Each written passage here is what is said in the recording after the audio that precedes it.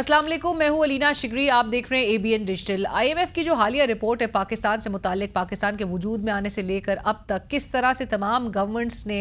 पाकिस्तान के जो मसाइल हैं उसको हल करने में, एक तो ये एक बहुत बड़ी चार्जशीट है उन तमाम गवर्नमेंट्स के ख़िलाफ़ ये रिपोर्ट, जो कि बताती है कि पाकिस्तान का जो एक परसिस्टेंट और जो एक करोसिव एक फ़ीचर नज़र आया है तमाम गवर्नमेंट्स में, वो करप्शन का आंसर जो किस तरह से आपकी समाजी और माशी तरक्की की राह में एक इतनी बड़ी रुकावट बना हुआ है, और इसको एड्रेस करने के लिए अगर कोई गवर्नमेंट उस तरह से काम नहीं कर सकी तो ये कितनी बड़ी एक ज़िम्मेदारी थी जो आप अदा करने से नाकाम रहे। और उसमें हाईलाइट ये भी निशानदेही की गई है कि इसकी वजूहात कहाँ कहाँ से कड़ियाँ मिलती हैं। हमारे इस वक्त जो इकनॉमिक एक्सपर्ट्स हैं मुल्क के, वो हमें यही बताते हैं कि ये दिहाइयों से ही मसला चला आ रहा है चूँकि, और जो कि हमें IMF भी बता रहा है। ये रिपोर्ट बाय द वे 3 माह से रोकी गई थी और ये 3 माह के बाद इसको रिलीज़ किया गया है, सिर्फ इस वजह से क्योंकि आपको IMF की जो अगली आपकी ट्रांचेस हैं $1.2 बिलियन तक की, वो आपको हासिल करनी है। और उसके लिए एक शर्त IMF की वो यही थी कि ये रिपोर्ट जो है वो रिलीज़ की जाए। और ये रिपोर्ट के नंबर्स जब उनके साथ शेयर किए गए तो ये एक बाकायदा रिपोर्ट अब मंज़िल आम पर पब्लिक डोमेन में है। इस पर बहुत बहस हो रही है, इस पर बात हो रही है। इसमें बताया जाता है कि किस तरह से प्रिविलेज जो पार्टीज़ हैं, जो एंटिटीज़ रही हैं हमारे मुल्क में, जो कि दीगर शोबों में उनका किस तरह से एक इन्फ्लुएंस नज़र आता है, जो मराद दी जाती हैं की इकनॉमिक सेक्टर्स की यहाँ पर बात होती है। आपके उसमें शुगर शामिल है, आपके उसमें टाइल्स इंडस्ट्री जो है वो शामिल है, दीगर जो बड़ी बड़ी इंडस्ट्रीज़ हैं और सेक्टर्स हैं, उसमें आपने उनको कैसे आप इंसेंटिवाइज करते हैं एंड बियॉन्ड आपके रूल्स एंड रेगुलेशंस जाके आप उनको नवाजते कैसे हैं सब्सिडीज़ की मद में, टैक्स एग्जेम्पशंस की मद में, और जो मिस प्राइसिंग नज़र आता है एक पूरा एक ये आंसर। बहुत सारे ऐसे इकोनॉमिक चैनल्स मौजूद हैं कि जिसके थ्रू आप इनको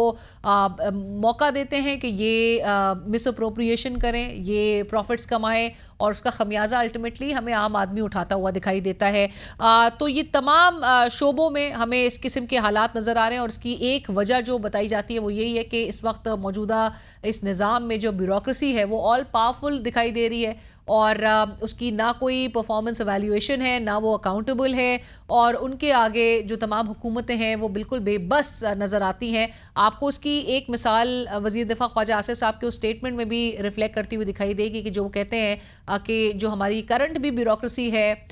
वो पुर्तगाल में, यानी कि पोर्चुगल में उन्होंने प्रॉपर्टीज़ बनाई हुई है, दोहरी शहरियत उनके पास है। वज़ीर दिफा ख्वाजा आसिफ साहब इस बात को हाईलाइट ज़रूर करते हैं, लेकिन उनके ख़िलाफ़ कुछ एक्शन नहीं हो सकता, वो अकाउंटेबिलिटी उनकी नहीं हो सकती, उनकी कोई परफॉर्मेंस एवेल्यूएशन जो है वो नहीं हो सकती। और जहाँ पर एक तरफ वज़ीर आज़म शहबाज शरीफ साहब हमें बताएं कि वो तमाम जो अगर उनसे सवाल किया गया और उनसे खुदा पूछेगा कि तुमने दुनिया में क्या किया, तो वो कहेंगे मेरिट पे फैसले किए, मेरिट मेरिट मेरिट की वो बात करते हैं। तो ये कितनी भर्तियाँ जो है वो मेरिट में हुई, मेरिट पर हुई हैं, और जो कुछ इस वक्त इस मुल्क के निज़ाम को जिस तरह से उसकी बुनियादें खोखली कर रही हैं ये तमाम इकदामात, यही जो एलीट कैप्चर नज़र आता है, जो हमें बताया जाता है कि जी 20% अशराफिया है, ये एलीट कैप्चर है, और जो 80% लोग हैं वो हमारे मुल्क की आवाम जो कि महकूम है, लेकिन ये 80%, और जिसका हमें हर चीज़ में हमें ये आंसर बहुत प्रोमिनेंट नज़र आता है। हमें बताया जाता है कि जो इलेक्टोरल निज़ाम है उस पर भी 80 से ज़्यादा 80 से 90% तक जो है वो लोगों का उस पर एतमाद ही नहीं है आपके इंतज़ामी इस पूरे निज़ाम पे। तो ये हमें क्या बता रहा है कि मुल्क जो है वो अब हर चीज़ में उसकी एक लेजिटिमेसी पे सवाल आ रहा है, उसकी क्रेडिबिलिटी पे सवाल आ रहा है। फिर हमें एक ये भी डिस्कशन सुनाई देती है कि जी कुछ नहीं हो सकता क्योंकि अब इम्यूनिटी मिल गई है, और लाइफ टाइम इम्यूनिटी के बाद जो है अब कुछ भी कोई भी आंसरेबल भी नहीं हो सकता, और जो कुछ हो रहा है इस मुल्क में वो इसी तरह से आगे बढ़ेगा। सो जो इंटरनेशनल फाइनेंशियल इंस्टीट्यूशंस है उनके लिए जो उनको जिस चीज़ से सरोकार है वो है कि उनका जो वो पैसा दे रहे हैं, जो वो अमाउंट देते हैं, हम 25 प्रोग्राम्स हम कर चुके हैं। हमारा इस वक्त जो करंट प्रोग्राम IMF के साथ that is the 25th programme. So हमने जो इतने दिहाइयों में 25 प्रोग्राम, और आगे भी नज़र नहीं आता कि जो आपकी ये बिल्कुल इंट्रेंच जो आपको एलीट कैप्चर नज़र आ रहा है, एलीट इंटरेस्ट जो आपके है, आप उसको कोई उसके हवाले से कोई कन्फ्रंटेशन आपको नज़र नहीं आएगी। लिहाजा ये 25 प्रोग्राम्स अगर 78 सालों में हमें नज़र आ रहे हैं, तो इसी तरह से अगर हम मामलात को लेकर चलते रहे तो अगले 78 साल जो جو ہے اس میں بھی ہمیں another 25 پروگرامز ہوگا. اور یہ مثال ہم دوسرے ممالک سے اس لیے دیتے ہیں کیونکہ دوسرے ممالک 90s کے دور میں پاکستان کے اکنامک ماڈل کو فالو کرتے ہوئے وہ IMF کی چنگل سے باہر آ گئے تھے, لیکن پاکستان جو ہے ابھی تک اس ویشس سائیکل سے, اس ٹریپ سے نکل نہیں سکا ہے. اور اس کے لیے جو آپ کے لانگ سٹینڈنگ اسٹرکچرل ایشوز ہیں,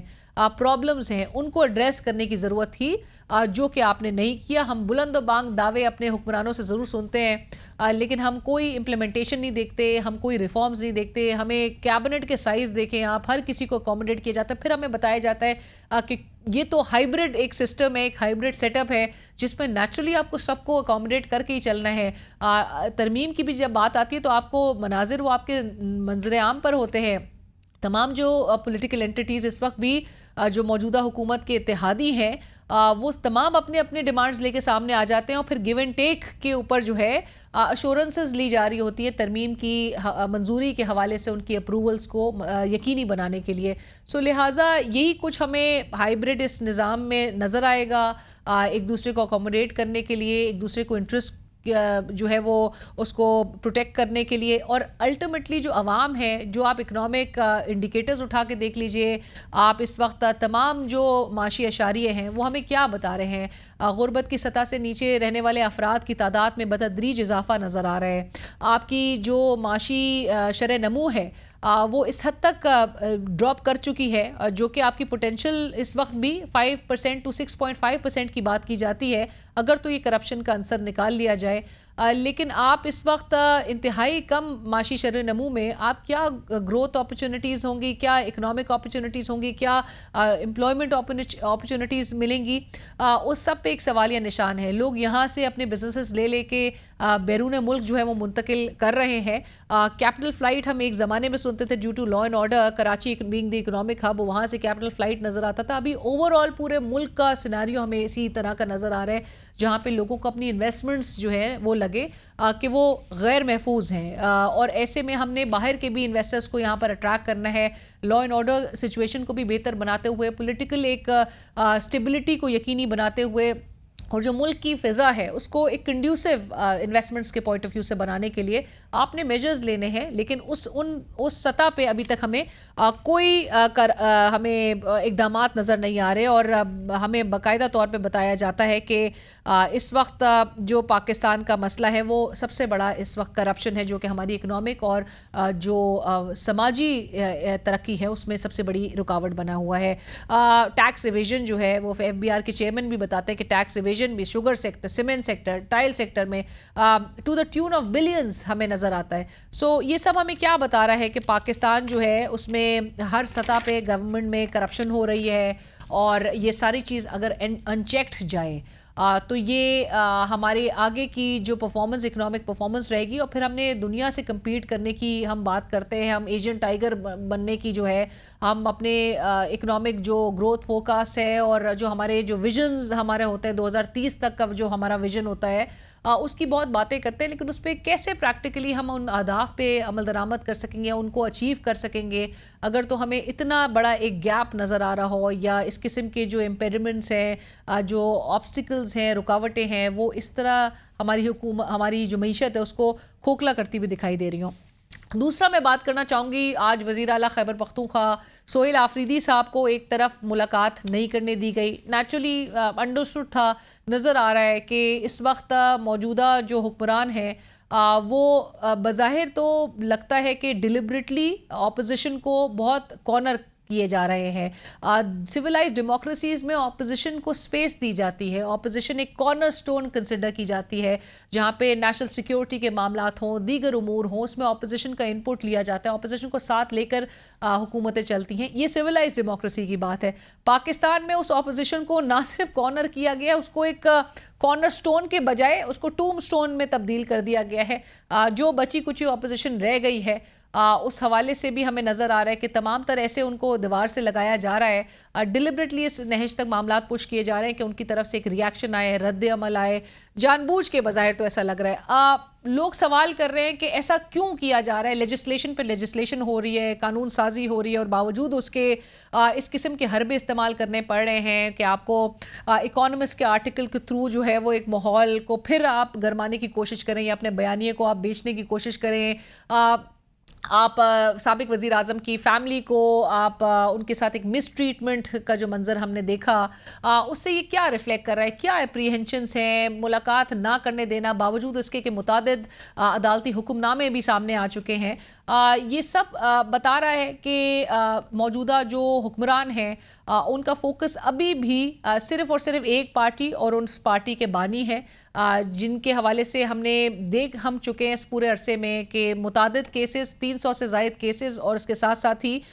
जो दूसरी तरफ लेजिस्लेशंस हुकूमत कर रही है। बज़ाहिर तो हुकूमत अपने आपको बहुत एक कंफर्टेबल पोजीशन में, और उसके लिए एक बड़ी विन विन सिचुएशन है कि ना तो आप वकला की कोई ऐसी तहरीक देख सकेंगे, वकला डिवाइडेड नज़र आते हैं, अगरचे वो 27वीं आईनी तरमीम को मेजॉरिटी उनकी रिजेक्ट करती है, लेकिन फेडरल कॉन्स्टिट्यूशनल कोर्ट के बॉयकॉट करने के मामले पर एक बहुत डीपर डिवीजन जो है वो एग्जिस्ट करती है। ऐसे में हुकूमत को पता है कि कोई ऐसा केओस नहीं होगा, कोई शोरगुल नहीं होगा, और हुकूमत जो है इसी आड़ में 28वीं तरमीम के मामले को भी मंजर आम पर लेके आ जाएगी, उसको भी मंजूर कर लेगी। सो लिहाजा क्या, लेकिन प्रोबेबिलिटी किसी भी वक्त किसी केओस की हमेशा मौजूद रहती है। हम माजी में कहते थे 2018 में मियाँ नवाज शरीफ साहब की वापस से सिस्टम में एक मुतहर्रिक होने की कोई प्रोबेबिलिटी है तो ज़ीरो उस वक्त कंसिडर की जाती थी। 2024 में इमरान खान साहब के हवाले से यही कहा जाता है, लेकिन you can not predict anything but the past in Pakistan especially. So क्या होगा आगे? कल इलेक्शन कमीशन ऑफ पाकिस्तान ने सोहेल आफरीदी साहब को ज़रूर तलब कर लिया है। उनकी गुज़िश्ता रोज़ की जो तकरीर थी, जो कि मुबैना तौर पे एक बड़ी धमकी आमेज़ उन्होंने गुफ्तगू की, उसके हवाले से उन्होंने इलेक्शन कमीशन ऑफ पाकिस्तान ने उनको तलब किया है। और क्या होता है, क्या कोई इलेक्शन कमीशन ऑफ पाकिस्तान की तरफ से इसी केस को बुनियाद बना के कोई सरप्राइज़ भी सामने आ सकता है चीफ मिनिस्टर के ख़िलाफ़ कोई एक मुमकिन फ़ैसले के तौर पे, ये आने वाला वक्त ही बताएगा। लेकिन सोहेल आफरीदी साहब ने अगरचे एक सवाल ज़रूर किया है कि तमाम कानूनी, आइनी और जमहूरी रास्ता अपना के देख लिया, मुलाकात उनको करने नहीं दी जा रही। उन्होंने चीफ जस्टिस साहब को अप्रोच किया, उन्होंने 3 उनके पास ऑर्डर्स जो है वो अदालत के 3 जजेस के लार्जर बेंच के इस्लामाबाद हाई कोर्ट के आ चुके हैं, लेकिन बावजूद उसके उनको मुलाकात नहीं करने दी जा रही। और उन्होंने आउट ऑफ एजिटेशन भी आज ये सवाल किया कि उनको या पीटीआई को अब क्या करना चाहिए। तो सजेस्ट कीजिए, आप भी कमेंट्स में ज़रूर आगाह कीजिए कि सोहेल आफरीदी साहब को इस मुलाकात को यकीनी बनाने के लिए क्या उनको करने की ज़रूरत है, या पीटीआई को क्या करने की ज़रूरत है। लेट्स सी गोइंग फॉरवर्ड आने वाले दिनों में क्या कोई मोमेंटम एक बिल्ड हो सकेगा किसी भी एक मौसर मूवमेंट का। लेट्स सी मामलात किस तरफ जाते हैं।